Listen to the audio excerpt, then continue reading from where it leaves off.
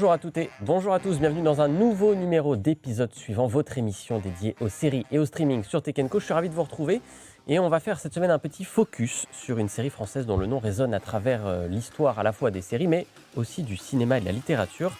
C'est Belphégor, ça fait partie avec Arsène Lupin, Fantomas ou encore le fantôme de l'opéra, de ce qu'on pourrait appeler peut-être une pop culture française avant l'heure, avant que le terme existe, voilà, qui est né au début du XXe siècle avec pas mal de personnages assez cultes et de ce mélange de romans policiers, d'aventures fantastiques qui ne cesse d'être réinventé depuis. Eh bien, Belphégor, alias le fantôme du Louvre, revient dans une nouvelle adaptation, une série française, évidemment, de HBO Max. Et oui, pas évident de s'attaquer à un tel mythe, et ce sont les créateurs de cette série qui vont nous en parler justement aujourd'hui. Ils sont avec moi.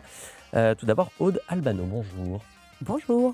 Vous êtes Aude, la productrice de Belphégor, mais aussi la directrice de l'activité série de Pathé. Belphégor étant la première série de Pathé créée donc dans cette division. Vous nous en direz un mot tout à l'heure de vos ambitions dans les séries. Et en face de vous, il y a Thomas Mansuy. Bonjour Thomas. Bonjour. Thomas, vous êtes l'un des 3 créateurs et scénaristes de Belphégor, c'est ça ? C'est ça, c'est une série qui a été écrite à 6 mains, je sais encore compter, avec Nils-Antoine Sambuc et Mathieu Leblanc. Eh ben, on les Que je salue, ils ne sont pas avec nous, voilà, mais vous les représentez dignement aujourd'hui. Merci à tous les deux d'être avec moi. Vous allez donc nous présenter votre version de Belphégor.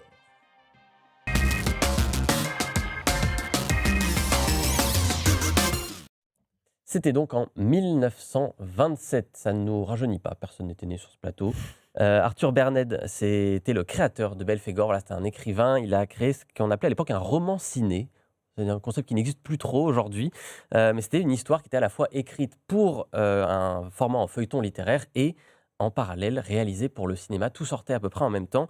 C'est une enquête policière à la lisière du fantastique autour d'une mystérieuse statue du dieu mésopotamien Baal-Phégor ou Belphégor, voilà, on l'a simplifié, qui met le Louvre en alerte, sans dessus-dessous. C'était le début d'un mythe un peu à la française, un multi-adapté depuis sur tous les écrans, et quasiment 100 ans plus tard, le voilà qui revient donc dans cette série en 4 épisodes de 45 minutes, coproduite par Pathé, HBO Max et M6. Ça sort donc ce 11 décembre sur HBO Max, puis ce sera diffusé sur M6 l'an prochain. Aude, je me tourne vers vous pour commencer. Pourquoi Belphégor ? Pourquoi faire revivre ce mythe qui n'avait plus été touché depuis une vingtaine d'années ? Il y avait eu le film en 2001, je crois, avec Sophie Tout à fait. Marceau. Pour des raisons à la fois personnelles et des raisons de business, mais comme dans toute série, a priori, les deux raisons se mêlent. Raison personnelle, parce que c'était une histoire que, à titre personnel, je connaissais déjà enfant et Mhm. qui me passionnait, notamment en se disant que cette littérature un peu gothique n'était pas que anglaise ou Mhm. anglo-saxonne. Et donc tous ces récits du début du siècle, le fantôme de l'opéra, Belphégor, étaient des récits qui me passionnaient. Donc ça, c'était vraiment le point de départ. Et puis une raison business, c'était de se dire, euh, arrivant chez Pathé pour faire de la série, qu'est-ce qui pouvait être quelque chose de pertinent pour représenter un petit peu Pathé dans cette première série. Vraisemblablement travailler sur un récit de la culture populaire française, j'ai envie de dire assez patrimonial, en tout cas Mhm. très ancré dans la culture, et d'essayer de se demander comment on pourrait la retravailler de façon très moderne, très contemporaine, etc. Et c'est un peu la force de ces récits, de ces marques qui traversent vraiment Mhm. les époques. Quand elles traversent les époques avec une force pareille, c'est qu'elles ont en elles quelque chose de complètement intemporel. Et donc, on peut toujours aller chercher la modernité dans ces récits. Et donc, voilà, c'est un peu pour tout ça que j'ai eu très envie de travailler sur l'histoire de Belphégor et que je suis allée rencontrer Nils-Antoine Sambuc, Thomas Mansuy ici présent et Mathieu pour leur proposer de réfléchir à ce que pourrait être la version 2025 de cette histoire. Et alors justement, c'est quoi la version 2025 de cette histoire ? Parce que c'est quand même, on l'a dit, un récit qui est centenaire, qui a été multi-adapté. Il y a eu le quatuor de films de 1927, il y a eu le feuilleton de 1965, il y a eu le film en 2001 avec Sophie Marceau, sans compter d'autres choses à côté qui sont un peu moins connues, mais qui ont existé. Comment, Thomas, vous vous êtes emparé, vous, de ce matériau historique de Belphégor ? Alors, je vais commencer par un aveu. Il n'y a que Nils-Antoine Sambuc qui a lu le roman original. Il y en a un des 3, c'est déjà Il y bien. en Il a un fallait un des- qui se dévoue. Et en plus, c'est celui qui a initié le projet avec Aude à la base, parce que nous, on est monté à bord ensuite. Comment on s'en empare ? Bon, en approchant la matière originale, bien sûr, sauf que c'est une matière qui est extrêmement datée, parce que c'est un roman qui est vraiment dans son époque, qui est extrêmement rocambolesque et qui manie des choses du para-psychique qu'on n'utilise plus vraiment aujourd'hui et qui était écrit voilà, pour un certain média et une certaine époque. Je vais rebondir sur quelque chose que vous avez dit juste avant, c'est qu'en fait, moi non plus, je connaissais pas Belphégor. Ouais. Mais par contre, tout le monde en France, je pense, a une idée de ce que c'est. On est Une le vague bon idée. exemple de ce que vous disiez, Aude, peut-être, en fait. C'est que Belphégor, on n'a pas forcément vu les adaptations. Déjà, la plus ancienne, la plus récente, elle date d'il y a déjà une vingtaine d'années. C'est-à-dire Ouais. que le public qui aujourd'hui a 20 ans, 30 ans, voire même 40 ans, n'a pas forcément vu ce film, et encore moins le film de Ça. 1927, qui n'est pas très facile à voir, je pense, aujourd'hui.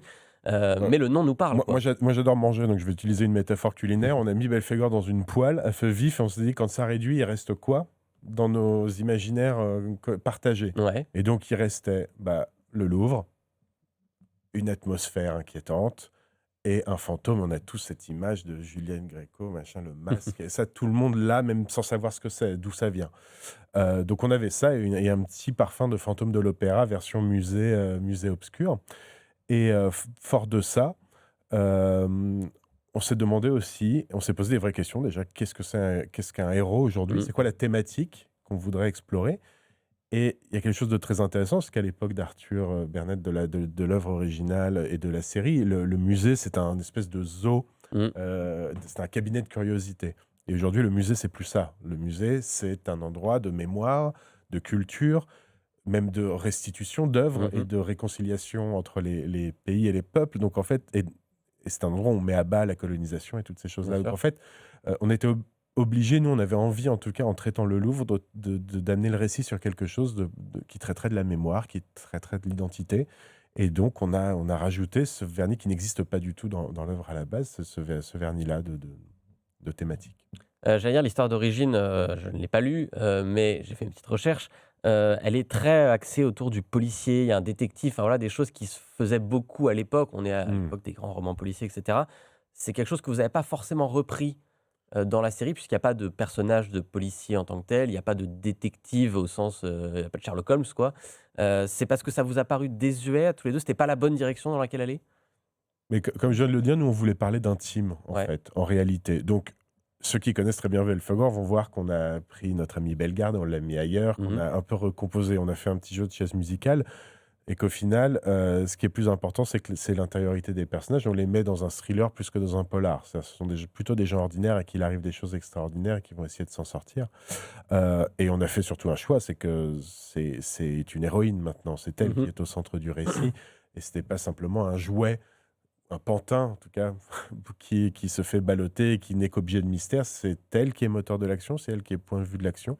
Et elle va recevoir de l'aide ou rencontrer des obstacles avec les personnages secondaires. Mais oui, pour le coup, on a décalé le récit. On voulait vraiment faire quelque chose de personnel, d'intime et d'extrêmement identifiant. C'est-à-dire moi, j'ai ce goût de ces séries-là, des séries à Mhm. mystère, où quand on arrive, on se dit, cette femme, ça pourrait être moi.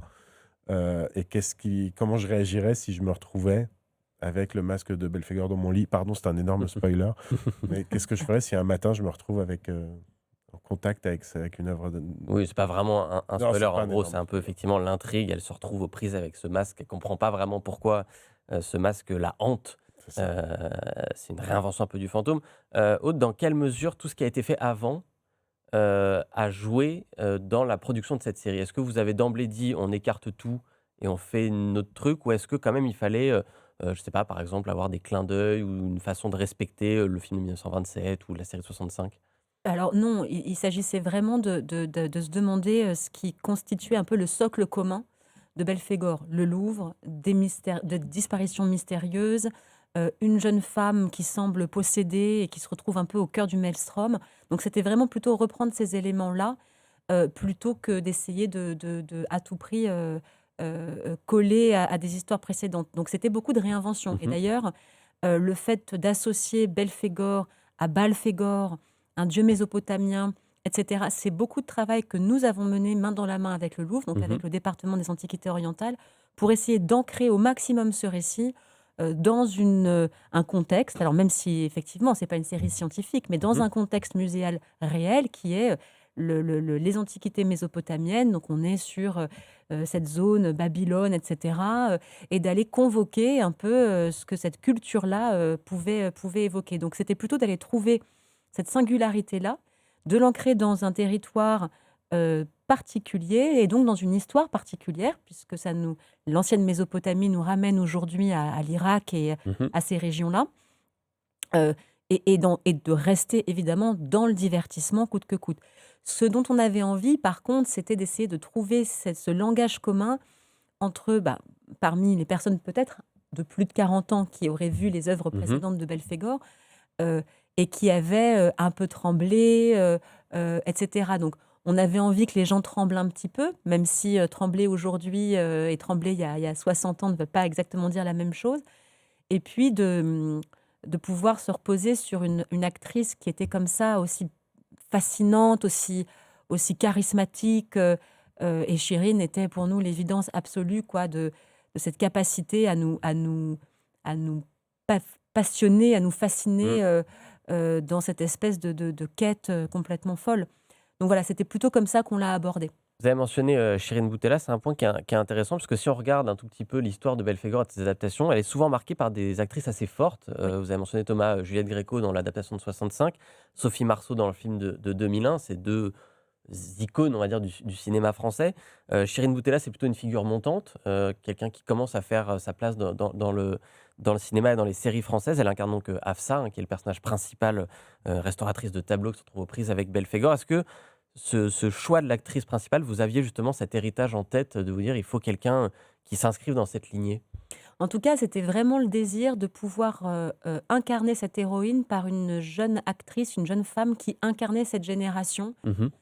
Elle a une petite trentaine d'années, elle est passionnée par son boulot, c'est une femme moderne, ancrée dans la vie d'aujourd'hui, et c'est une femme à qui il arrive des choses tellement difficiles et tellement extraordinaires dans cette série, tout au long de la série, où elle ne comprend pas ce qui lui arrive, qu'il était indispensable de le faire interpréter par une actrice qui avait une espèce de chaleur, d'empathie, de De douceur. bienveillance, de Mm. douceur immédiate, avec qui on avait envie d'être et qu'on avait envie d'aider à comprendre ce qui se passait.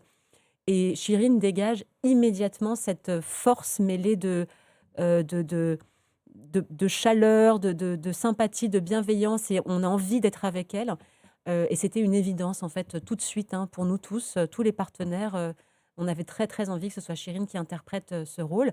Mais évidemment, on voulait l'entourer d'acteurs et d'actrices qui allaient vraiment la soutenir et mettre en lumière voilà, les différentes facettes de l'histoire. Et donc, on a constitué autour d'elle un casting bah, à la fois très Mm. populaire, connu du grand Oui, oui, on public. retrouve Cadmerade, Vincent Elbaz, Vincent Elbaz, Horatica, Horatia, Nicolas etc. Briançon, Tiffaine Davio, à la fois très reconnu et connu du grand public, Mm. et en même temps très fort et très racé pour accompagner, Chirine, qui est vraiment le personnage au cœur de tout le mystère et de toute l'aventure. Il y a un autre point qui nous ramène à ce qui a été fait par le passé sur Belphégor, c'est le format. Vous êtes resté Mm. sur un format de 4 épisodes, ce qui était déjà le cas du feuilleton littéraire et de la sortie ciné de 1927, ce qui était le cas aussi du feuilleton de 65. C'était volontaire de rester sur un format 4 épisodes, resserré comme ça? Alors, Ce qui est peu pour une série. Si on regarde aujourd'hui, les séries en 4 épisodes, c'est plutôt un format qu'on voit rarement. On est plutôt aujourd'hui sur c'est peu, mais si j'étais provoque, je dirais que certaines séries feraient mieux d'avoir 4 épisodes Je- plutôt vous que pouvez être 8. provoque, je Parce je que- suis tenté de vous suivre sur ce terrain. Non, parce que pour parler de notre petite cuisine interne, c'était la première fois, moi, que ma nièce, mais je crois que les deux autres aussi, on n'avait jamais touché à ce format-là. Mhm. Et c'est assez merveilleux parce que c'est vraiment. Nous, on avait envie d'un récit tendu. On est dans du thriller, donc on n'est pas dans du policier. Donc en fait, on n'est pas nourri d'informations scientifiques, techniques. On est avec les émotions des personnages et leurs découvertes. Et en fait, trop étaler la confiture, ça s'affaiblit. Il y a forcément un ventre mou. Et nous, on voulait un récit tendu. C'est-à-dire qu'on voulait une plongée dans le terrier du lapin blanc. On est Alice, voilà, donc Alice Afsa, qui rentre là-dedans et que ça ne s'arrête jamais. Pour que notre 4e épisode soit une espèce de climatique et se constitue un super reveal. Donc en fait, ça ressemble quasiment à un long métrage coupé en 4 morceaux. Et on garde cette intensité-là, on raconte une histoire. Ça nous permet aussi de ne manier quasiment qu'un seul point de vue. On Oui, est la série vraiment, est vraiment centrée, on est sur focus Hafsa. sur Hafsa de bout en bout, hein. Et j'ai envie de dire qu'on ne se disperse pas. C'est-à-dire qu'on a Hafsa, on a cette galaxie de personnages qu'a cité Aude, mais en les citant, elle les a tous cités, parce qu'il n'y a quasiment personne d'autre dans Ouais. cette série si ce n'est une présence surnaturelle Bien sûr. qui s'appelle Belphégor. Mais en réalité, voilà, on avait vraiment envie de manier peu, de pousser un domino et de se dire, voilà, ce récit va être tendu du début à la fin. Et nos moments de respiration, ce sera la beauté du Louvre et ces moments horrifiques à nuancer, parce qu'on n'est pas non plus dans Hit, Bienvenue à Derry, mais voilà, on est ces moments d'esthétique et de respiration qu'on voulait vraiment ménager. Et justement, on parlait de frissons. Vous l'avez dit tout à l'heure, on frissonnait pas de la même façon en 1927 ou même en 65 qu'on frissonne aujourd'hui. Notre culture cinéma a évolué. Ce qui nous faisait peur il y a 50 ans ne nous fait plus vraiment peur aujourd'hui. Comment vous avez justement attaqué cette partie fantôme, frisson, etc., pour la mettre au goût du jour? Alors déjà, ce qui est très chouette, c'est qu'on a travaillé avec des partenaires qui nous ont laissé aller vers ça. C'est-à-dire qu'on est parti sur un thriller surnaturel et on a pu faire un thriller surnaturel. C'est-à-dire qu'autant M6 qu'HBO, et évidemment, je parle pas de Haute qui était vraiment main dans la main avec nous, on a eu le droit de développer ça, ce qui n'est pas Mhm. évident de le faire. Voilà. Euh, Nous, le but, c'était pas de créer du jump scare ou de l'hémoglobine ou du gore. Vraiment, je rassure le spectateur, on peut regarder Belphégor sans cauchemarder derrière. En revanche, nous, on voulait qu'il y ait une espèce de peur vraiment une peur de cauchemar dans le sens où on ne comprend pas ce qui se passe. Qu'il y a une lente dérive et on est avec le personnage et on se dit, je ne comprends pas ce qui se passe. L'étrange s'invite dans mon quotidien. Et si les repères s'effondraient sous mes pieds, en réalité, que ferais-je, comment, à qui est-ce que je demanderais de l'aide? Et donc, Jérémy Mingui, le réalisateur qu'on n'a pas encore nommé, on aurait Mhm. dû, Oui, c'est important. a fait un travail formidable déjà de rythme, de réalisation globale, mais aussi de plonger dans ce décor hyper intriguant qu'est le Louvre. Donc, je trouve que c'est une série d'ambiance horrifique, d'épouvante, version voilà, Edgar Allan Poe, et donc, de cette tradition anglo-saxonne, mais, euh, mais qui nous amène en fait aux vraies peurs qui sont les peurs intimes, les peurs Mm. de qui suis-je vraiment et qui m'entourent en fait. Voilà. Un mot sur le Louvre, qui est donc un des personnages principaux, Ouais. malgré tout, de ce récit qu'il faut citer. Vous avez tourné au Louvre, je crois. Tout à fait. C'était essentiel, évidemment, je pense, pour vous, dans ce projet, de pouvoir tourner là-bas. Absolument. Et le Louvre était le tout premier partenaire de la série. Avant Mm. même de rencontrer les scénaristes, j'ai Ok. contacté le Louvre, qui a été un partenaire extraordinaire. Ils nous ont ouvert les portes, à la fois pour le tournage, bien sûr. Mhm. On y a tourné de nuit, de jour, Ouais. dedans, dehors, c'était extraordinaire. Mais aussi pour toute la recherche, encore une fois. Les scénaristes ont rencontré à de nombreuses reprises le département des Antiquités orientales, comme je le disais, pour essayer de trouver et d'ancrer l'histoire dans quelque chose qui soit, si ce n'est réel, en tout cas réaliste et plausible. Et puis, c'était vraiment l'idée de mettre en avant des personnages qui travaillent au musée. Donc, le musée n'est pas que cet Mm. endroit de beauté, de magnificence, etc. C'est aussi un lieu, une fourmilière où des centaines de salariés travaillent tous les jours. Et on avait envie de montrer aussi ça à travers cette jeune restauratrice, à travers un responsable de la sécurité, à travers cette femme qui est directrice des Antiquités Mhm. orientales. Et ce qui nous permettait de montrer ce qu'on a pu déjà un peu voir, les salles magnifiques, etc. Quand bien même, je pense qu'on n'a pas beaucoup d'exemples de montrer les Antiquités orientales en fiction. Donc cette salle des Tauriers, de Khorsabad, des choses extraordinaires qu'on a moins l'habitude de voir, mais aussi les coulisses du Louvre. Et le Louvre est assez fascinant pour ça, parce que c'est un millefeuille d'histoire de bas en haut, mais c'est un millefeuille d'activités de Ouais. gauche à droite. Et donc, on est dans une salle de musée Mm. extraordinaire, on pousse une porte, et là, on trouve un couloir avec du linoléum sur le sol et des néons pour aller dans les bureaux des restaurateurs, des chargés de sécurité. Voilà. C'est vraiment une fourmilière avec des centaines de professionnels qui y travaillent tous les jours. Et on avait envie de montrer un peu dans la série et ben voilà, les coulisses en fait des gens qui y travaillent quotidiennement et pour qui c'est un quotidien, mais un quotidien pas banal parce que quand on arrive au travail, eh ben, on arrive sur cette place carrée avec cette pyramide, avec ces bâtiments extraordinaires et voilà. Donc ça, c'était vraiment très important pour nous et pour montrer ça, on avait besoin d'être avec le Louvre main dans la main et ça a vraiment été le cas et on les remerciera jamais assez de nous avoir autorisés à montrer tout ça. Voilà, c'était des partenaires formidables. Il y a un petit hasard qui doit vous faire sourire quand même quand on voit l'actu. Moi, quand j'ai vu la série, je ne peux pas pu m'empêcher de sourire parce qu'il est question d'objets qui disparaissent du Louvre. Oui, On voit beaucoup la façon dont la sécurité travaille dans la série. On voit le PC sécurité, etc., les caméras, comment ils s'activent et tout.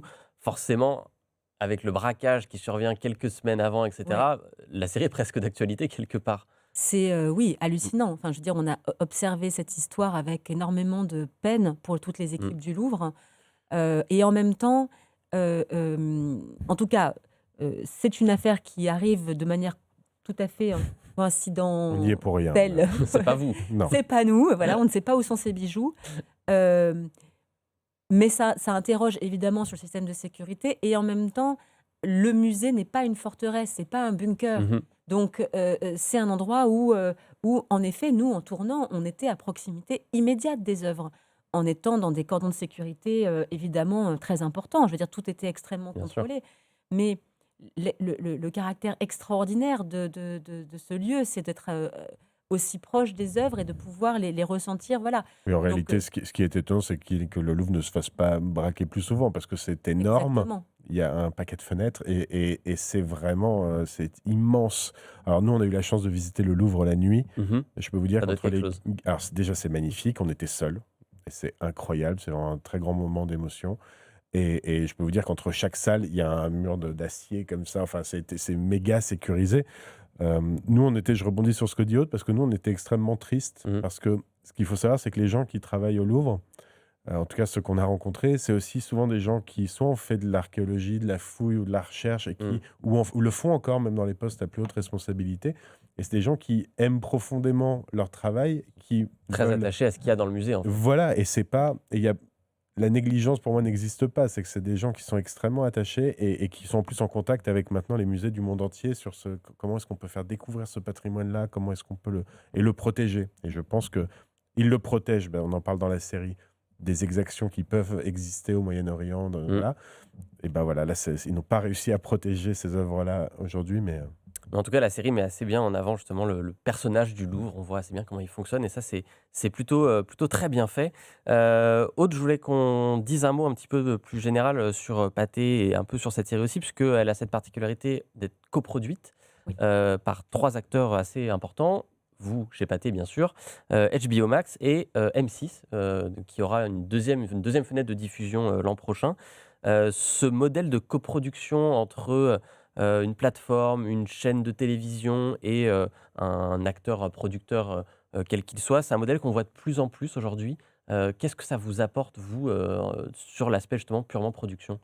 Bah, alors historiquement, nous, on a d'abord présenté ce projet à M6, Mmh. qui a choisi de l'accompagner et de le développer, tout en ayant la conscience que pour pouvoir montrer le Louvre, et mettre en image l'ambition qu'on avait pour cette série, les apports économiques d'une série, de prime time de Netflix seraient probablement insuffisants. Donc on savait qu'il faudrait compléter le financement et en effet, c'est ensuite, HBO qui nous a rejoints et qui a permis à la série Mmh. d'exister en rapportant ces financements complémentaires.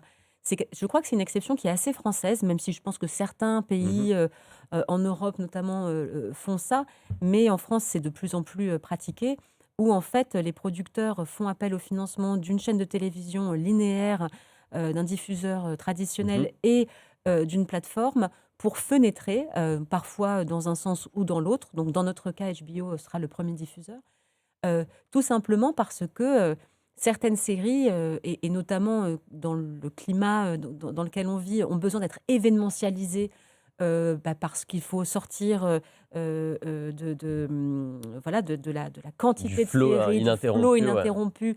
Donc pouvoir avoir des séries qui vont faire parler d'elles, souvent ça implique, des castings, des décors, en tout cas des coûts, qui sont importants avec, évidemment, des diffuseurs, des partenaires, Mmh. financiers qui n'ont pas forcément, les Les moyens moyens de suivre ça tout seuls et donc du coup, cette, association-là, de plus en plus répandue, nous permet de continuer à événementialiser, vraiment les projets, à amener de l'ambition sur des projets. Je pense que pour une chaîne de télé comme M6, mais ça peut être le cas aussi de TF1, de France Télévisions, c'est l'occasion, de pouvoir mettre à l'écran, des prime time, des séries qui seront, Mmh. artistiquement, un peu plus riches, tout Mmh. simplement, puisqu'il y aura eu plus Plus de d'argent mis moyens, et plus de etc. moyens mis à la production et à l'image, et donc plus événementiel. Et de la même manière pour les plateformes, qui par ailleurs investissent, bien souvent dans des productions qu'elles, détiennent à 100 Mmh. hein, donc qu'elles financent intégralement. C'est aussi l'occasion de compléter leurs propositions de création originale par des programmes qui seront probablement un peu plus grand public, parce que ce sont des programmes qui sont construits pour ou avec la télévision traditionnelle. Mhm. Et qui leur auront coûté un peu moins cher. Donc je pense que tout le monde s'y retrouve et que c'est un modèle extrêmement vertueux auquel nous, les producteurs, on tient énormément parce que ça ne peut aller que dans le sens de plus de séries de qualité pour Bien tout le sûr. monde. Donc voilà, on défend ça avec beaucoup d'intérêt. Vous êtes donc la directrice, en plus d'être la productrice de Belphégor, vous êtes la directrice de l'activité série de Pathé. C'est donc, je le disais, la première série produite. Qu'est-ce que ça nous dit? C'est quoi l'ambition qu'il y a derrière, après Belphégor, pour Pathé dans les séries? C'est de continuer sur notre lancée. L'idée était vraiment de se dire que la série complète ce qui est le cœur palpitant de la société qui est dirigée par Jérôme Sédou, c'est le cinéma. Mhm. C'est le grand film de cinéma, à la fois dans la production, mais aussi dans la distribution et évidemment dans l'exploitation.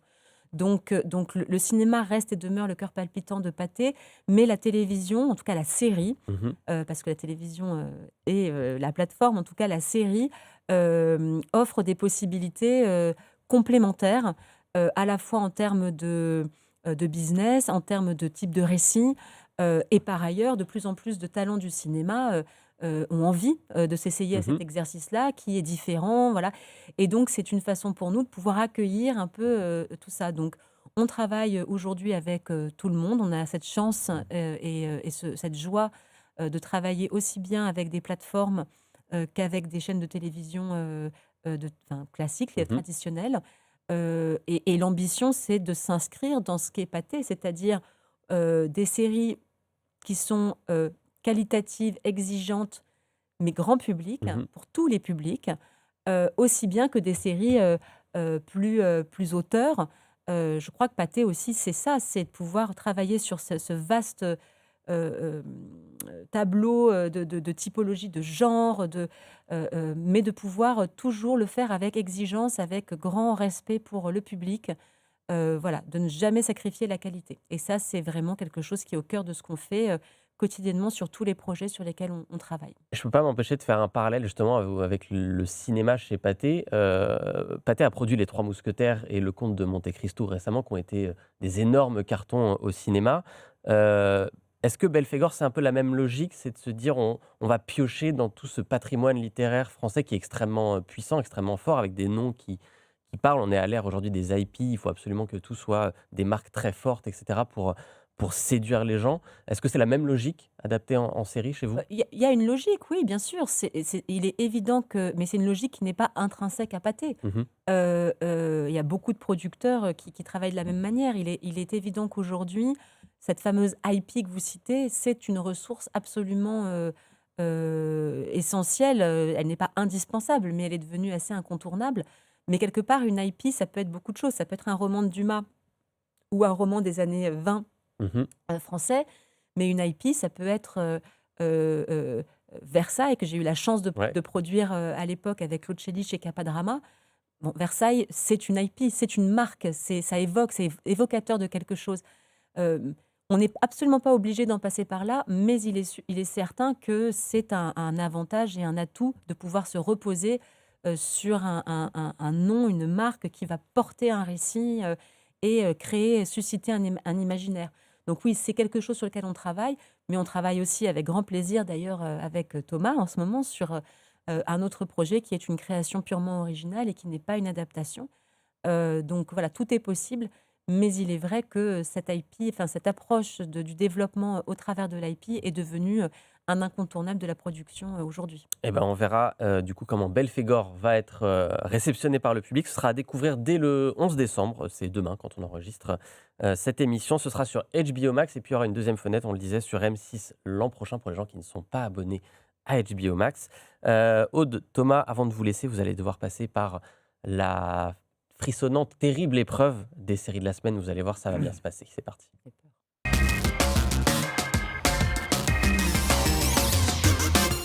Vous avez donc tous les deux accepté de jouer le jeu en choisissant des séries à recommander à nos téléspectateurs, nos auditeurs. Aude, je vais commencer avec vous. C'est votre coup de cœur du moment. Vous avez choisi Pluribus. Dieu sait que ça me fait du mal, mais Je J'ai vous cru laisse en comprendre. parler. J'ai déjà trop dit sur J'ai cette cru série. comprendre, mais vous en savez un peu plus que moi, parce que vous Je avez suis en vu avance. plus que moi. Non, j'ai envie de parler de Pluribus parce que c'est la série que je regarde en ce moment et que j'attends avec Mmh. impatience, heu, pour de nombreuses raisons. C'est une série qui va à rebours de tout ce qu'on attend et à titre personnel de spectatrice, ça me fait énormément de bien. Je trouve que c'est encore, c'est pas si fréquent de se faire surprendre à ce point et inutile de reparler du brio de son créateur, Mmh. qui est probablement le plus grand showrunner de sa génération, Vince Gilligan. Hem, mais en effet, je trouve que cette série nous surprend sans arrêt et elle nous surprend notamment par la force de sa proposition où cette capacité à détricoter en permanence ce qu'on est en droit d'attendre. C'est-à-dire, on pense que quelque chose va très mal se passer, mais en fait, ça se passe très Mmh. bien. Et c'est assez systématique. En fait, tout se passe globalement très bien. Et tout est, somme toute, assez logique dans ce qui se passe, mais c'est une logique qui nous dépasse à nous aujourd'hui. Je trouve que c'est une série qui force à se remettre en question, qui nous force à nous regarder. On n'est pas que dans le divertissement. Mmh. C'est pas tous les jours qu'on a une série qui ne nous permet pas seulement de nous divertir. Réfléchir un peu devant Elle nous Pluribus, demande ouais. de réfléchir un tout petit peu en le faisant avec fiction, c'est-à-dire sans donner des leçons pénibles ou didactiques sur l'état du monde, etc., même si c'est évidemment le cœur Mmh. palpitant de cette série. Donc voilà, moi, c'est une série que je trouve somptueuse, sans compter en plus bon, la beauté de cette direction artistique qui est absolument Et la scotchante comédienne qui est et extraordinaire. la Elias comédienne Diorn, tout à extraordinaire. Donc fait. voilà, je trouve que c'est un vrai ovni et que dans un paysage parfois un peu stéréotypé de l'audiovisuel, ça fait du bien. Je vous accorde l'originalité effectivement de Pluribus. Moi, effectivement, c'est un peu à partir du 4e, 5e épisode que j'ai trouvé que justement cette mécanique de surprise tournait un peu en rond. Ah, j'en suis Mais pas là vous encore. n'en êtes pas encore Non. là, je ne vous dirai rien de Mais plus. ça fait du bien de voir de l'apocalypse joyeuse. Parce Oui, qu'on a eu alors des choses effectivement, très sombres et c'est un bon effectivement contre-pied. Et moi, un j'adore. un très bon, Exactement. un C'est très bien bon dit. contre-pied. Mais allez voir, encore une fois, faites-vous tous et toutes votre avis sur Pluribus, hein. C'est une série qui mérite quand même d'être vue malgré ce qu'on peut en penser en bien ou en mal. Les derniers épisodes vont d'ailleurs pas tarder à arriver dans les prochaines semaines. Ça doit se terminer, je crois, dans 3 semaines, il me semble. 3-4 semaines sur Apple TV, donc. Et on va terminer avec vous, Thomas, votre choix. Une histoire un peu terrifiante pour rester dans la veine de Voilà. Belphégor, c'est la série Penny Dreadful. Voilà, c'est une série qui n'est pas du tout actuelle, parce qu'elle a plus de, Ouais. de 14... non, c'était plus de 10 ans, elle est 2014 sur Netflix.